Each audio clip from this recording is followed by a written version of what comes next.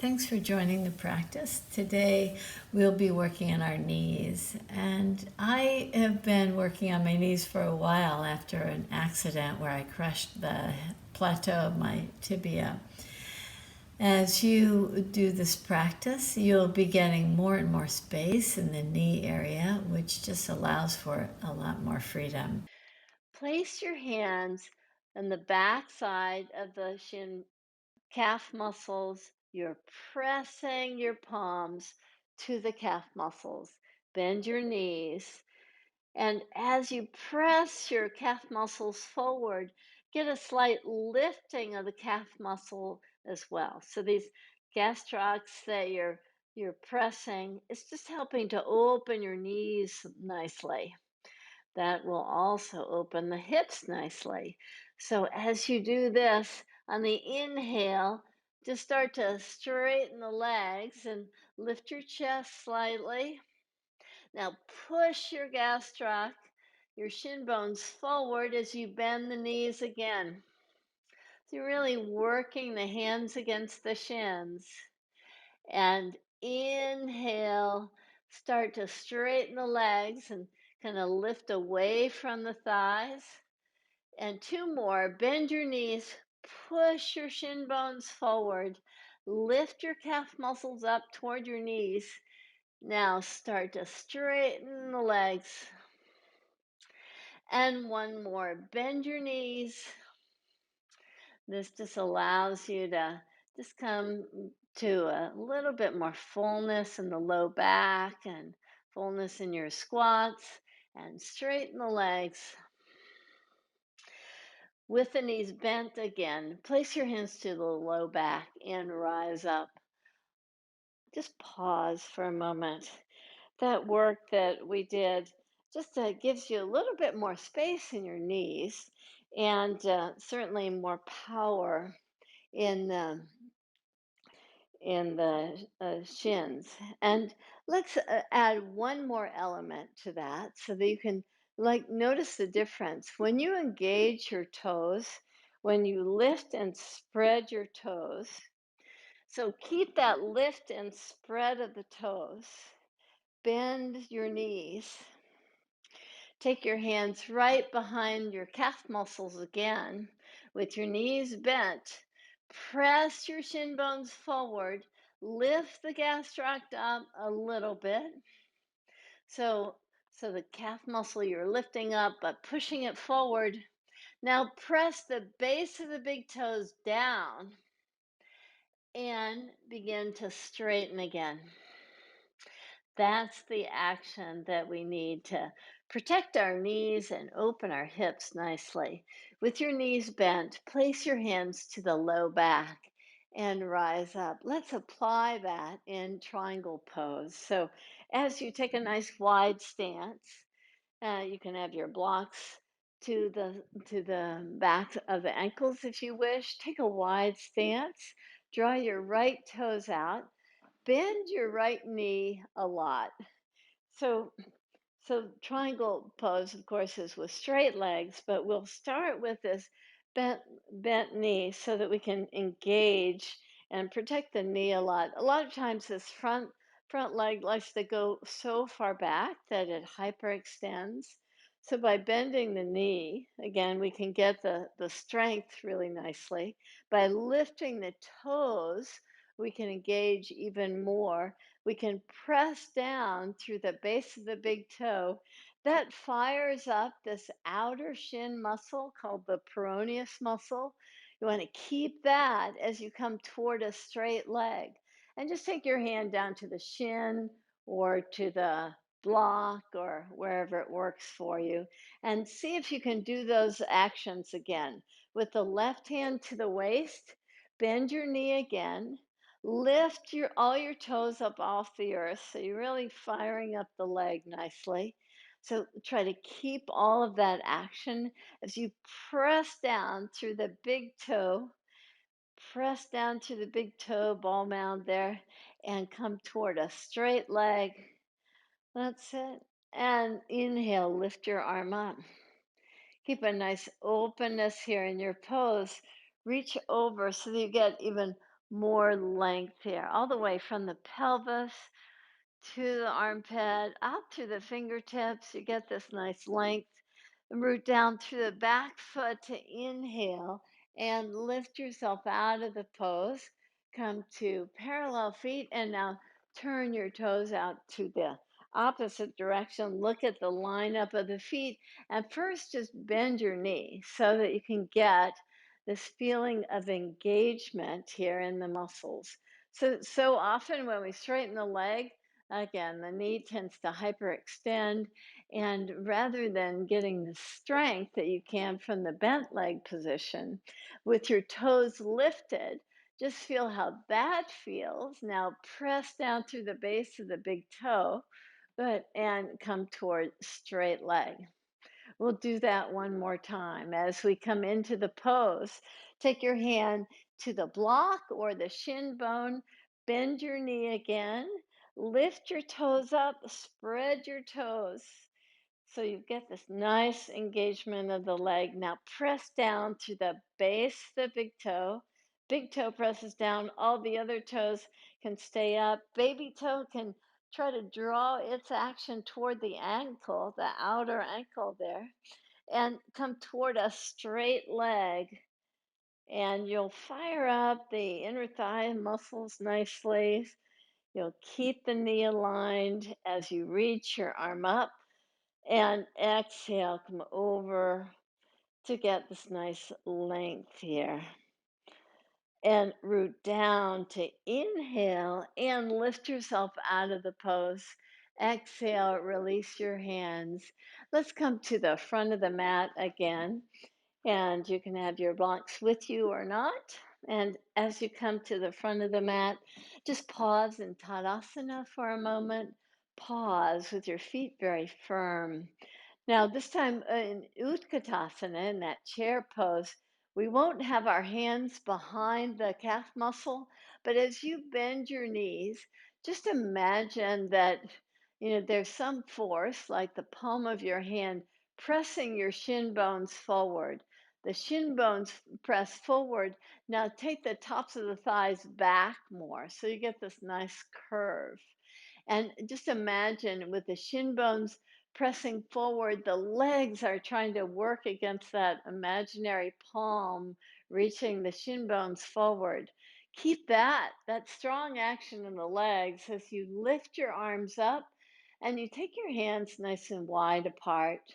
Exhale, release your hands down to the earth and step your right foot back.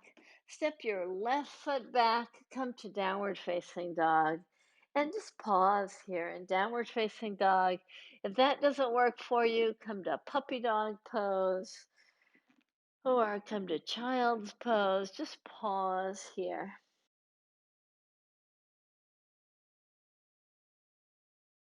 Walk your feet up to your hands. Place your hands to your low back and take the heads of the arm bones back to rise up. Reach up to the sky in way back. Just open your heart nicely. Exhale, come down to the forward fold. And inhale, get length in the spine. Exhale, bend your knees. Place your hands right behind your shins in the nice fat part of the calf muscle here.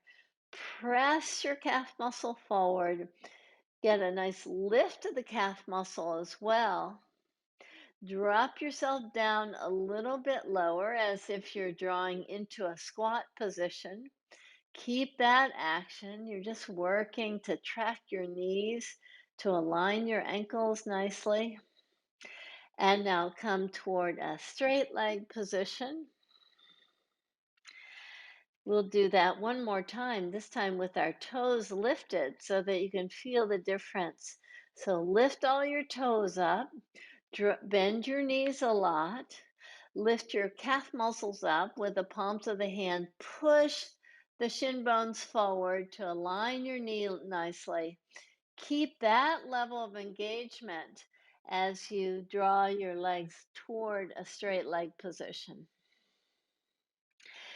Exhale.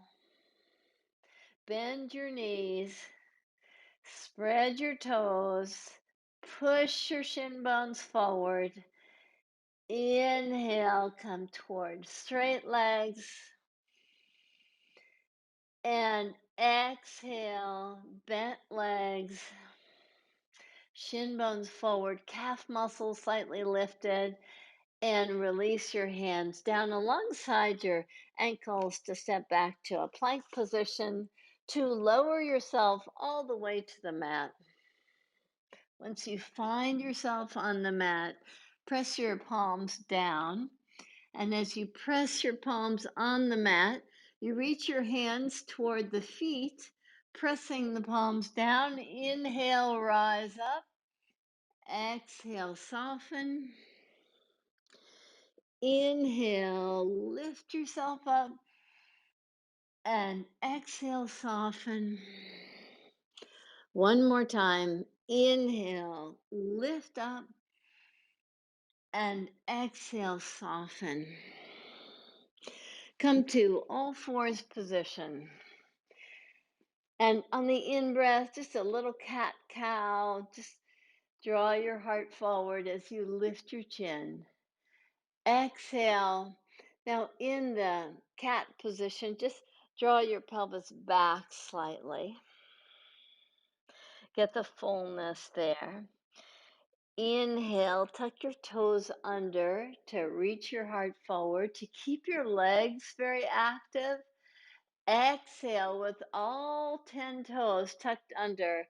Get the fullness of the back body and see if you can take a little bit more weight back to your heels after all that work with the shin bone alignment. Your knees should be a lot more flexible so you can take more weight back to your heels. Inhale, draw your heart forward, reach your heart forward as you lift your chin. Exhale, get the back body full as you claw the mat with the fingertip tops pressing. Draw back, get more weight back there. Sometimes the heels go wide away from each other, so keep them hugging in. One more time. Inhale as you reach your heart forward. Exhale as you draw back with this nice fullness here to the back body. And inhale, just come up to find your way to a seated position. And in the seated position, I kind of like having my heel for this preparation, heel on the floor so it can slide nicely. And sometimes just putting it on a washcloth or something will help you.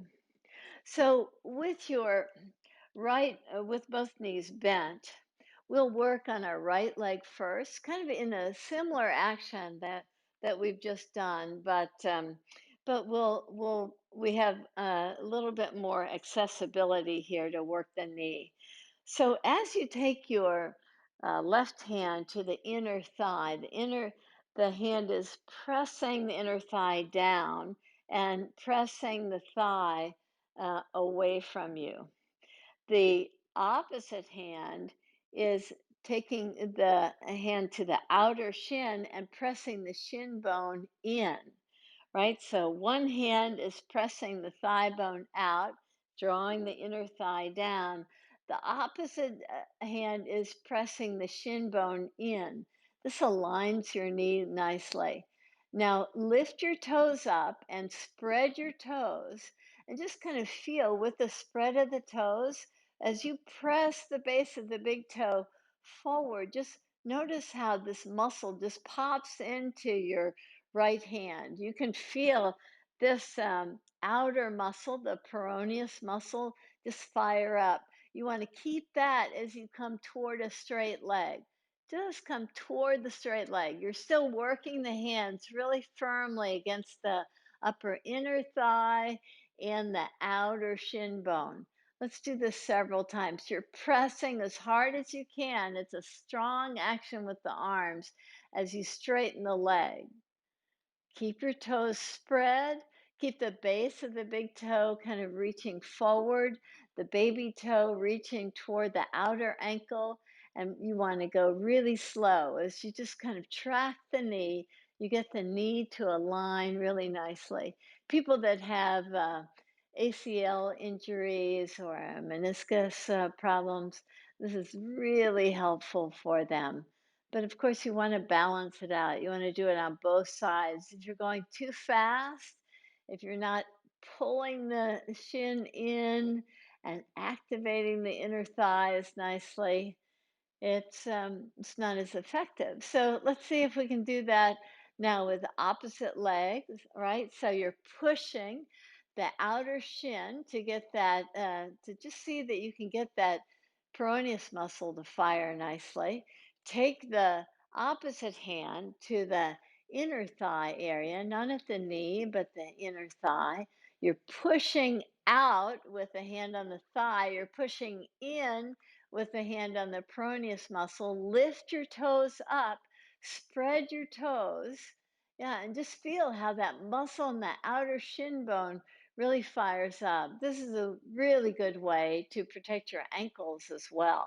Like when you can get that peroneus muscle active, then you can align the ankle, the knee, the hip, everything works then. So press the hands as you reach your foot forward and keep that action, keep the toes spread and slowly lift up, pull the heel in. Do that two more times. You're pressing down through the heel and sliding it forward and inhale, rise up. And one more time, reach forward and lift up. Now, why did we do that? Well, we do this one pose, Sukhi Randrasana, where you kind of create this position of the number four with your legs when we're on our back. Let's see if we can do that when we're seated. All right. So some of us can take our feet pretty close to the pelvis. Others of us not so much. We have to have our feet a little bit farther apart. Farther away, I mean. So take your left foot up and have your right leg support it. So, in the same way that we were just doing, if the foot is just kind of hanging out here, it's not very active, this lifted foot, then you're not firing up the peroneus muscle, that outer shin muscle that we were working. So, just by spreading the toes, right, on the lifted leg and pressing through the base of your big toe, you'll get this outer shin muscle to work really nicely, right? So lift the foot that's on the mat and see if you can kind of replicate the action without your hands this time. Take your hands behind you to support you as you hug the shin in, you keep the lifted foot very active, and you just kind of slide this bottom foot down. And if you're on carpeting, I don't want you to get a rug burn on your heel, but see if you can do this action of pulling in and reaching out with the straight leg and with the lifted leg here. See if you can keep all of those actions so that the ankle doesn't sickle, the foot doesn't flop around. You want to keep it really active. And after 3 repetitions, then we'll come to bend the straight leg and park your foot down and see about taking your pelvis, just a little bit closer to your foot. And maybe you'll see now that you've worked the ankle nicely and the knee, now you start to feel, the hip is opening up nicer. Good. See if you can thread your hands into that little space so that you can just sit up in the pose. This prepares us nicely for the supine version of this. And release now, release down. Let's do that on the other side. So take your right leg up And again, the ankle, sometimes we call it sickling when the ankle just kind of flops around. But to keep everything active, we spread the toes a lot. And again, just some of us maybe need just a little elevation to make this more comfortable. Even blocks are fine. So make sure that you can actually do this in the seated posture in a way that allows you to work. I should have given you an example of elevation before, but sit in a way that allows you to do this action in a comfortable way, meaning that your lumbar spine is not collapsing on you. So have the ankle very engaged by spreading the toes. Protect the ankle nicely with the toes spread. You're doing that same action. You're hugging the outer shin bone in as the inner thigh moves away, right? So the same action, but just a different form here. So now do the same thing as you just slide the heel forward with the toes spread. Inhale, bend the knee to bring the thigh, just a bent leg thigh, just a little bit closer to you. Now press down through the base of the big toe on the bent leg, on the lifted leg, before just continuing on. So you're still working this outer shin muscle to protect the ankle nicely. And hug in again. Just do this two more times with the toes lifted on the leg that's going towards straight leg. Draw in with the shin bone, draw out with the inner thigh. One more cycle. Just reach forward and lift up. And whatever position you're in, whether it be in an elevated position on a blanket or blocks, or you're on the floor, see if you can take your um, uh, extended leg a little bit closer to you. So you start to just kind of feel this nice opening in the pelvic area. You can thread your fingers but right through the lifted leg and just kind of find a way to sit slightly taller and bring your awareness now to the hip area. So now that you were seated, you saw all the actions that were necessary. Let's do that lying down on your back. So as you release your leg and come to a supine pose, you lie on your back with your knees bent. Sukhi Randrasana is just a wonderful pose to just kind of refine this action of the knee. So with your feet planted, draw your right thigh in and just hug in for a moment. Now park your right ankle so that the right ankle is outside of the thigh. So you're in the same form, and now the spine is really protected nicely. So spread your toes and press through the base of the big toe to get the peroneus muscle really fired up. Good. Now you've got the action.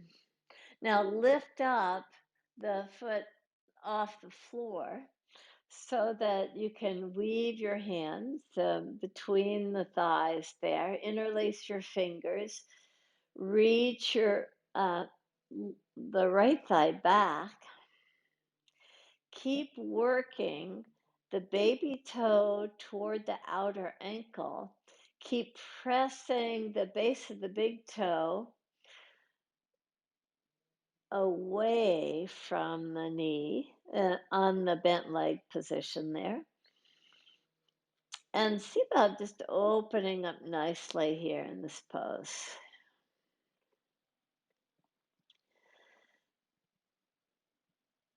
Meaning draw the thigh away from the ribs, the lifted, bent leg, just draw that away from your side ribs there. Take two more breaths here in this pose.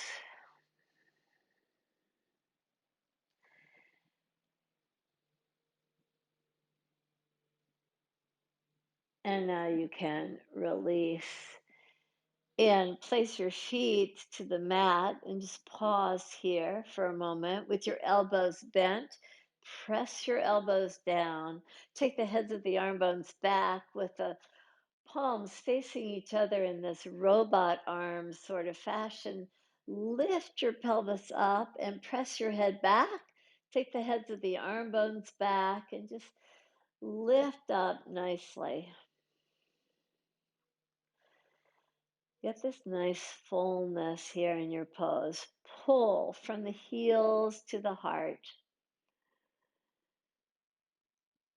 Now, slowly take your pelvis down to the mat with the pelvis on the mat.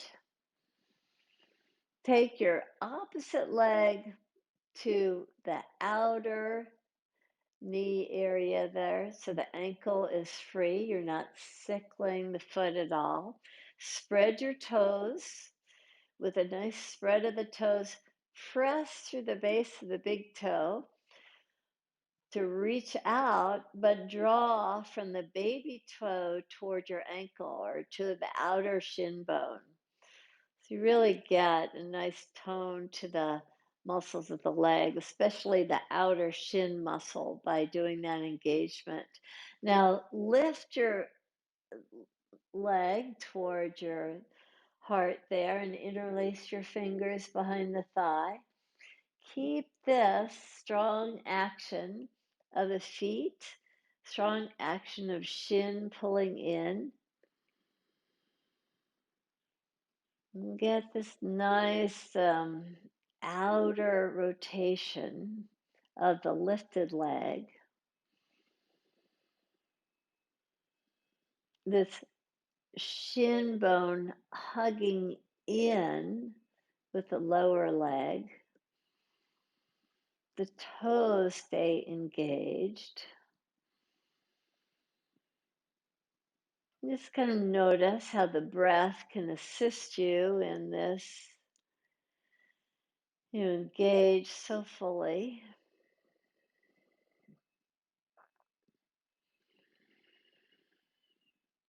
Take two more cycles of the breath. And see, just as a kind of extra challenge to yourself, if you can get just a little bit of space, a little bit of air that could move between your low back and the mat. So you really are working the legs a lot to get a refinement of that lumbar curve. Release now your foot down.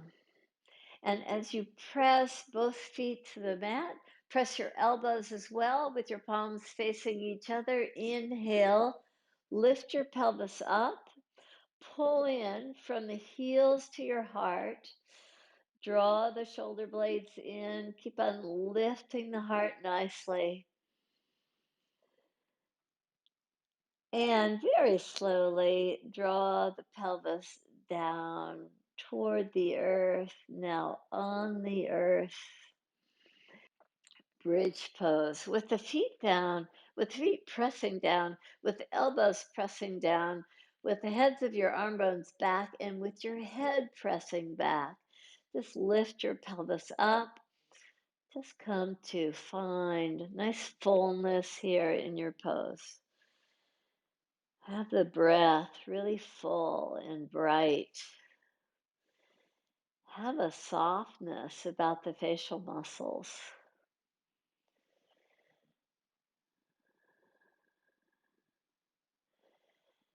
And as you're ready, just slowly draw your pelvis down and extend your legs out to come to Shavasana.